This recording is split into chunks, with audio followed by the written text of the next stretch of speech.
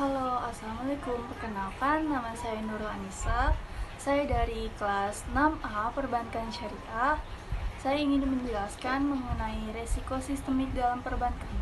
Nah, sebelumnya kalian tahu nggak apa itu resiko sistemik? Nah, resiko sistemik kita ibaratkan seperti halnya di sebuah jalan yang ramai lancar, kemudian ada kendaraan yang terjadi kecelakaan, lalu terjadinya sebuah kemacetan yang menyebar dengan cepat ke segala arah. Hal inilah seperti resiko sistemik yang terjadi di dalam pasar keuangan. Nah, jika jalan raya terdiri dari ruas jalan dan berbagai macam kendaraan, nah, kalau sistem keuangan itu terdiri dari bank, institusi keuangan non-bank, rumah tangga, serta terhubung oleh infrastruktur keuangan.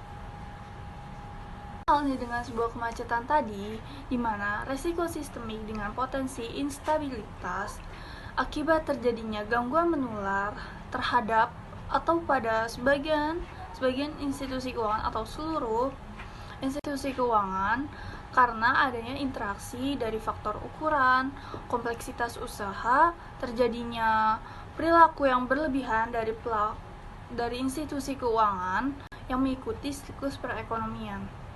Nah, dalam resiko sistemik ini terbentuk menjadi 3 fase.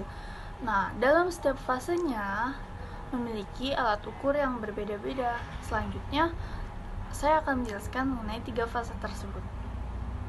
Fase pertama dinamakan fase build up dengan gejala overheating pada sistem keuangan, yang dimana ditandai oleh terjadinya bom harga pada aset serta pertumbuhan kredit yang konsisten tinggi.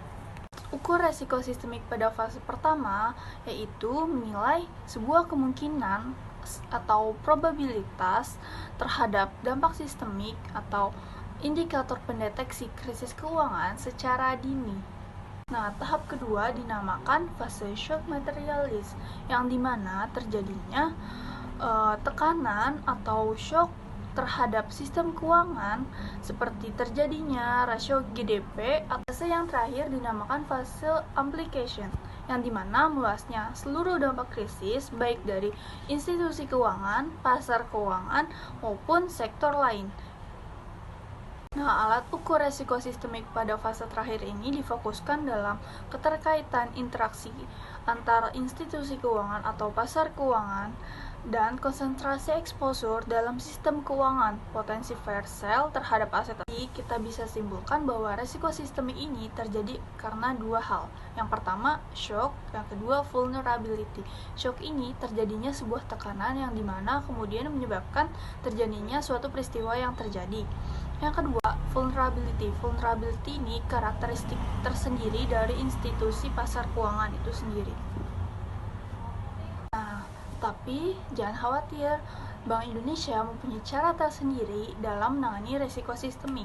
Nah, Bank Indonesia punya kebijakan namanya makroprudensial, yang dimana terdapat kerangka pengukuran resiko sistemik atau dinamakan dengan KPRS, kerangka pengukuran resiko sistemik, yang dimana memiliki kontribusi beberapa.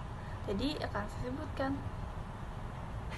Pertama, KPRS menjamin seluruh informasi dan perolehan data yang tepat mengenai kondisi instabilitas kondisi keuangan.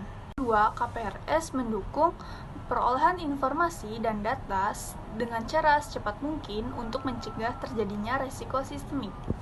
Yang ketiga, KPRS mendukung dengan cepat pelaksanaan protokol manajemen krisis yang dimana nantinya dapat mendukung pengambilan keputusan secara tepat.